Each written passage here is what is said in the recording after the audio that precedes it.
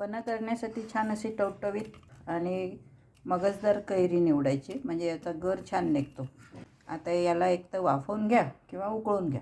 जर तुम्ही डाळ भात लावत असाल तर कुकरमध्ये झाकणावर याला ठेवलं तरी ह्या सहज वाफवून निघतात, किंवा गंजात तुम्ही वेगळी गॅसवर ठेवून पण उकळून घेऊ शकता. कैरी आपल्या छान उकळून तयार आहेत, गार झाले आहेत. आता ह्याला याचा आपल्याला गर काढून घ्यायचं आहे.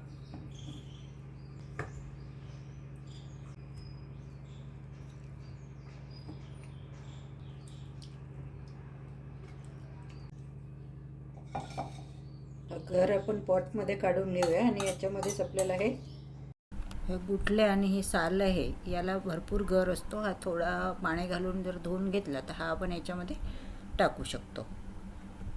तर याच्यामध्ये घालाय 1-2 चमचे पिठी साखर, आवडीनुसार कमी जास्त करू शकता. छोट्या चमच्याने अर्धा चमचा मिरेपूड, 1 चमचा जिरेपूड, चिमूटभर काळं मीठ.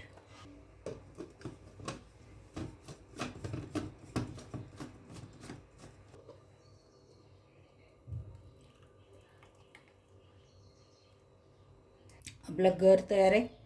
आता हवं तेव्हा याचं शरबत तुम्ही करू शकता. बघा आता वेळेवर आपल्याला करायचं आहे. हा जो गर आहे हा याच्यामध्ये टाकून, आता बघा आपण आधी थोडीशी साखर मिक्स करून ठेवली होती.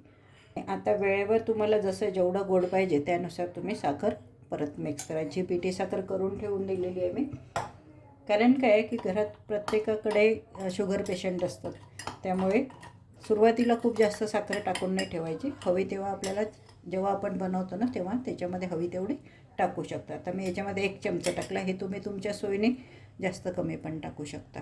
आता याच्यामध्ये गार पाणी घालायचं.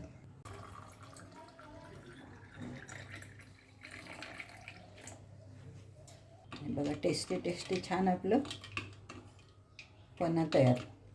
उन्हातून आले की तुम्ही हे असं ताबडतोब घेऊ शकता, कारण हे रेडी असते आपलं गर. हवा तेव्हा आपण याला वापरू शकतो.